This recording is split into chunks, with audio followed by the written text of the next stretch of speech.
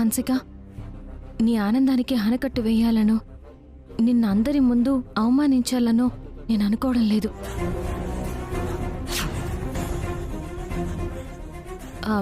నీ అలవాట్ల గురించి అవసరాల గురించి అర్థమయ్యాకే నేను నోరు విప్పాల్సి వచ్చింది. నిన్ను కాస్త హద్దుల్లో పెట్టడానికి ప్రయత్నించాల్సి వచ్చింది. ఏమనుకోక హన్సిక. అసలు నన్ను హద్దుల్లో పెట్టడానికి, పద్ధతులు నేర్పడానికి నువ్వెవరు?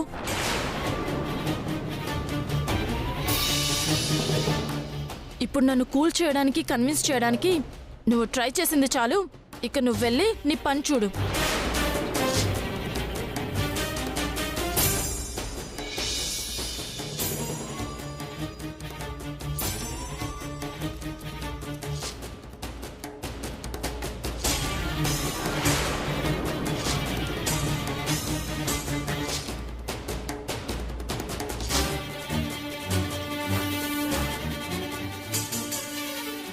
హన్సిక, నువ్వేం టెన్షన్ తీసుకోకు.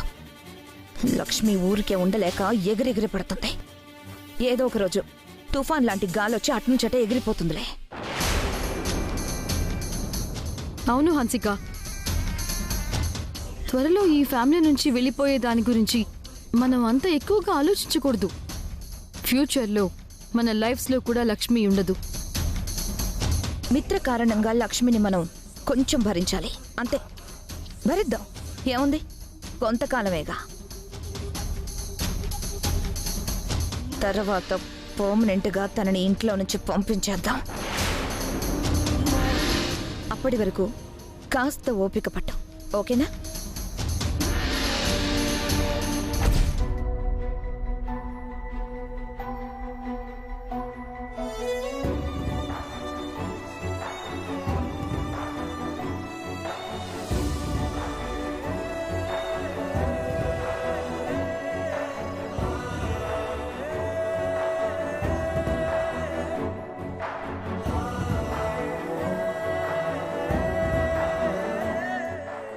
లక్ష్మి,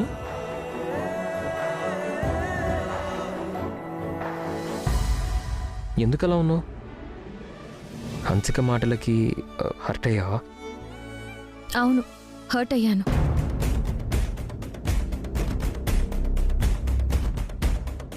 కానీ హన్సిక మాటలకు కాదు, మీరు హన్సిక విషయంలో ఉండే పద్ధతికి.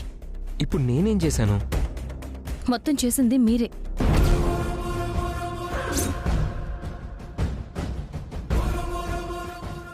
చూడండి, ఆకలేసినప్పుడు తింటే అది ఒంటికి పడుతుంది.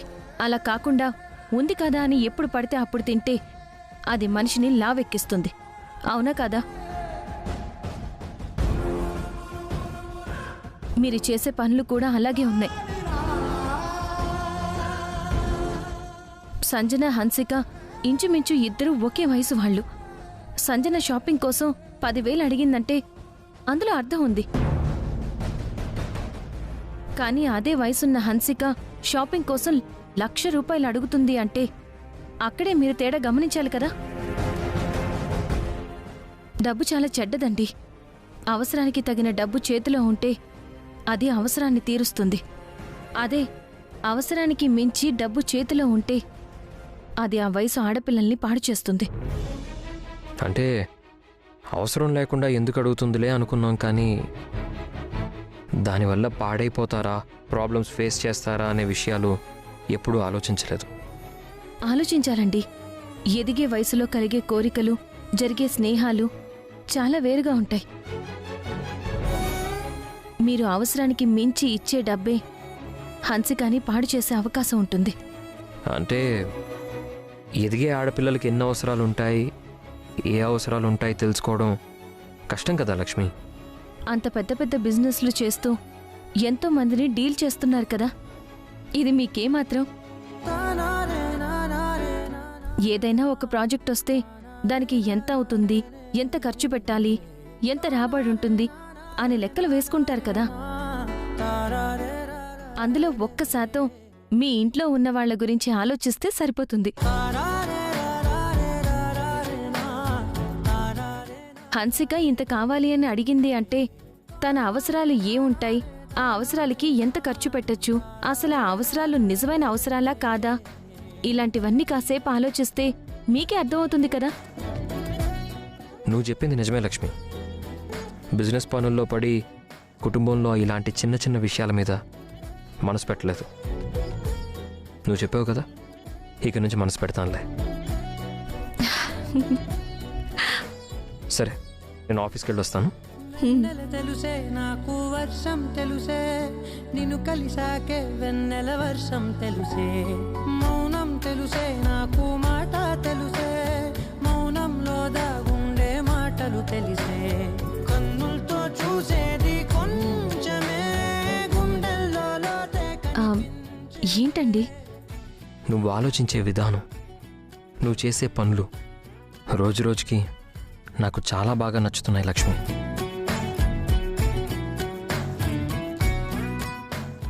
ఏ మనుషులో అయినా కొన్ని విషయాలు మనకి నచ్చుతాయి, కొన్ని విషయాలు మనకి నచ్చవు.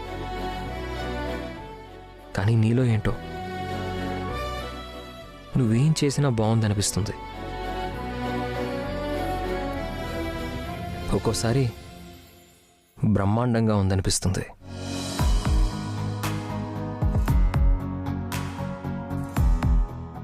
ఏంటి అంత సిగ్గుపడుతున్నావు? ఏ భార్య అయినా కోరుకునేది ఇదేనండి, భర్తకు నచ్చేలా ఉండాలి, భర్తకు నచ్చే విధంగా చెయ్యాలి అని. నేను చేసే ప్రతిదీ మీకు నచ్చింది అంటే నేను చాలా అదృష్టవంతురాల్ని. నీ అదృష్టం గురించి పక్కన పెట్టు, కానీ నీకేదైనా చెయ్యాలనిపిస్తుంది, ఎప్పుడు ఏది అడగవు. ఏదైనా అడగచ్చు కదా. బావగారు షాప్ ఓపెనింగ్ చేసేటప్పుడు తన పక్కన ఒక అమ్మాయి ఉండడం నేను చూశాను. బావగారి పక్కనే అంటి పెట్టుకొని తిరుగుతుంది, ఫేస్ మాత్రం కనబడట్లేదు.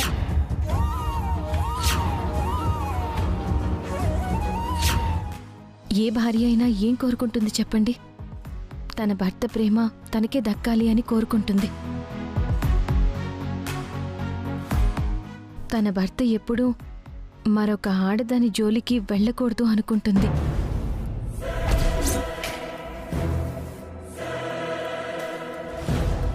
మరొక ఆడదాన్ని కనీసం కన్నెత్తి కూడా చూడకూడదు అనుకుంటుంది.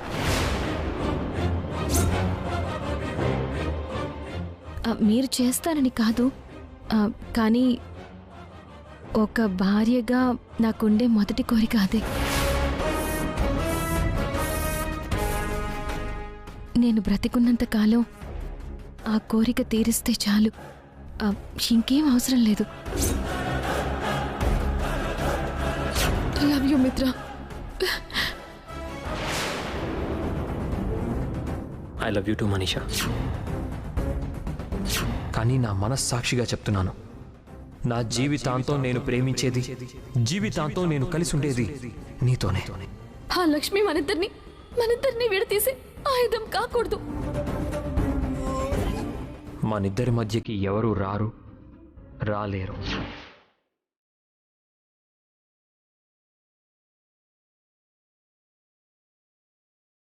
సరే లక్ష్మి, నేను ఆఫీస్కి వెళ్ళొస్తాను.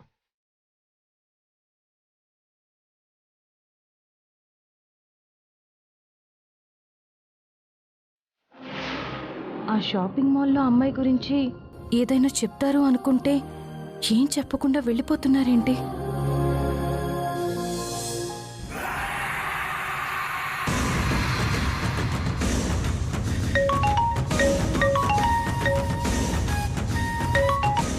నేను ఇంటికి వస్తున్నానమ్మా విత్ ఎ గుడ్ న్యూస్.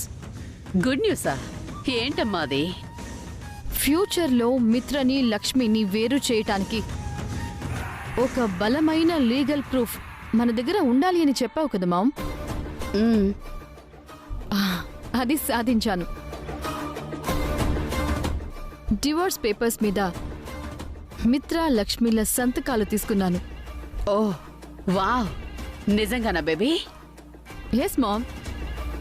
మిత్ర అంటే నువ్వు అడగగానే సిల్లీగా అనిపించినా నీకోసం సైన్ చేసి ఉంటాడు.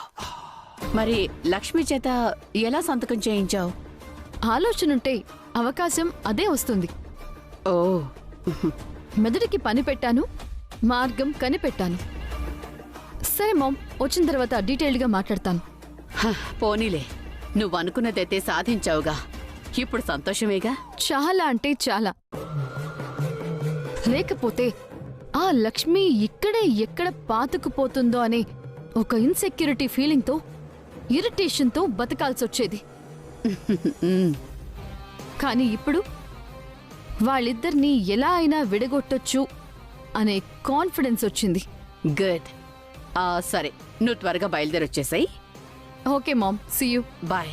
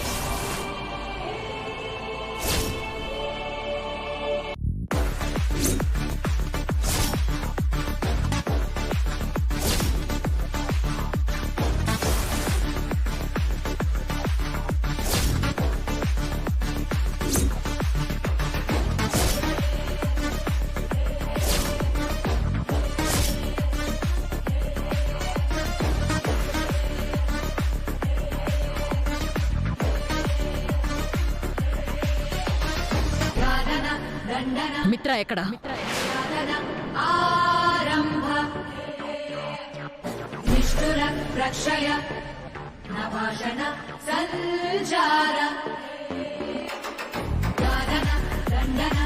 ఏంటి మోమ్?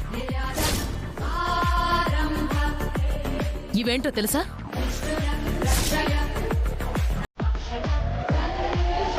Divorce papers.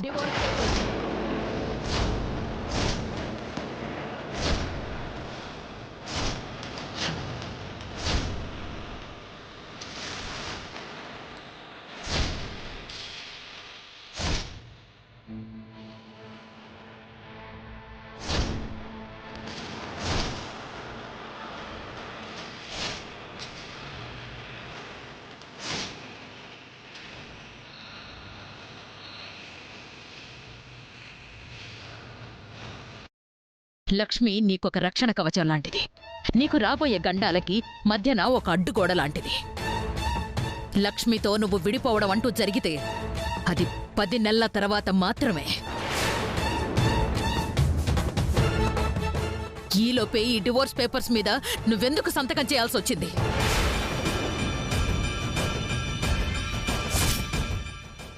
మిత్ర, అడిగేది నిన్నే. 10 నెలల తర్వాత జరగాల్సిన విషయం ఇప్పుడే ఎందుకు జరిగింది? అది మామ్, 10 నెలల తర్వాత నేను లక్ష్మి విడిపోతామని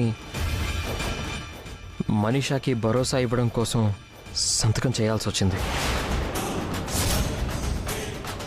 చూడు మనీషా, భరోసా అనేది నీకు మిత్రకి మధ్య ఉన్న ప్రేమలో ఉండాలి, ఈ పేపర్స్లో కాదు.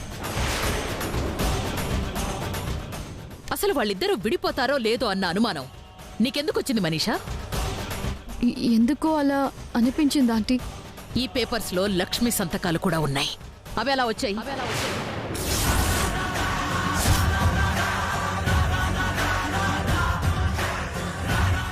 లక్ష్మికి ఈ విషయం చెప్పకుండా ఏదో మాయ చేసి సంతకాలు చేయించుకున్నాను ఆంటీ. అసలు నువ్వేం చేస్తున్నావో నీకైనా అర్థమవుతోందా మనీషా? ఇంత పిచ్చి పని ఎలా చేయగలిగావు? ఆంటీ ఆంటీ అది వద్దు మనీషా, నువ్వేమీ చెప్పకు. నువ్వు సంజయ్షి చెప్పినంత మాత్రాన నేను సర్దుకుపోతాననుకోకు. నువ్వు మిత్ర ప్రేమించుకున్నారు కాబట్టి భవిష్యత్తులో ఈ ఇంటి కోడలు నువ్వే. కానీ ప్రస్తుతం మిత్ర లక్ష్మి మెళ్ళో తాళి కట్టాడు కాబట్టి లక్ష్మే ఈ ఇంటి కోడలు.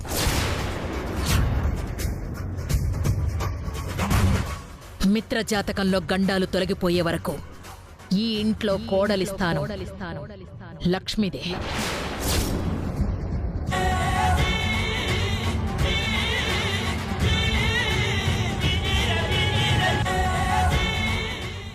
మిత్ర జాతకంలో దోషాలు పోయే వరకు ఈ విషయాలేవి లక్ష్మికి తెలియకూడదు. ఆ విషయం నీకు కూడా తెలుసు. తెలిసి ఇలాంటి పనిని ఎలా చేయగలిగావు? I'm sorry aunty.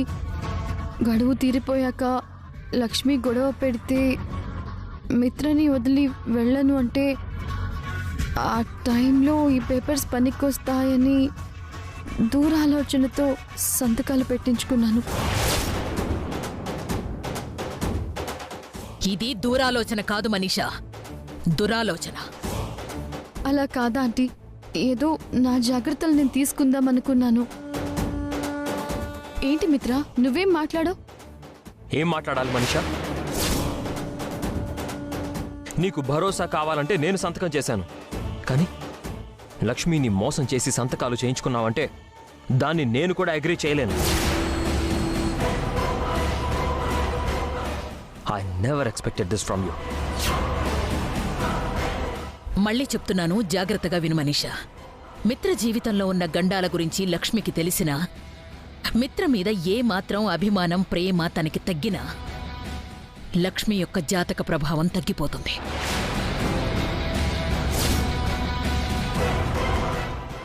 అది మిత్రకి చాలా ప్రమాదం.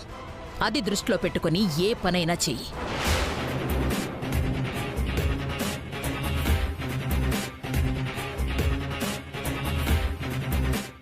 మరొక్కసారి ఇలాంటి పని చేశావని తెలిస్తే నేను సహించను, భరించను. Do you understand Manisha?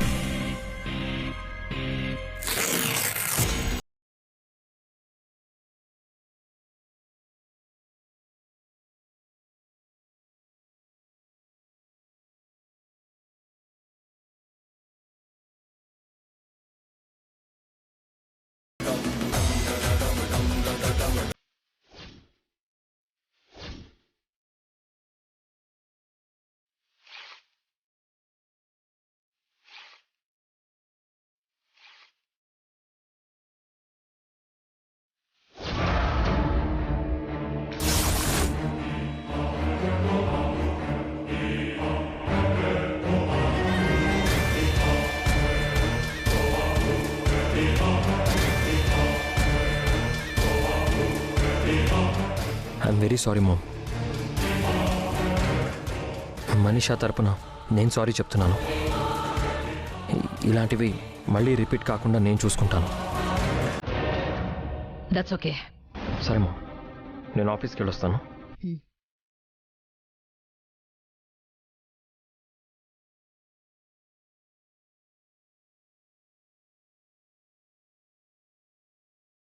నేను కూడా వెళ్ళొస్తాను ఆంటీ.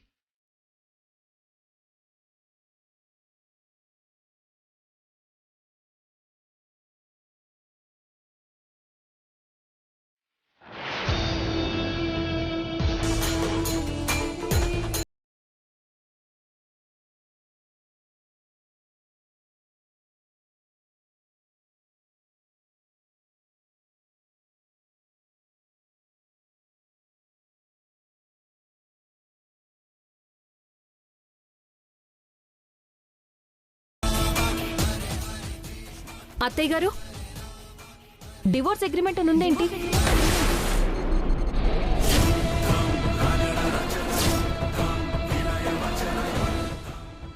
మన ఇంట్లో విడాకులు తీసుకునే వాళ్ళు ఎవరున్నారు?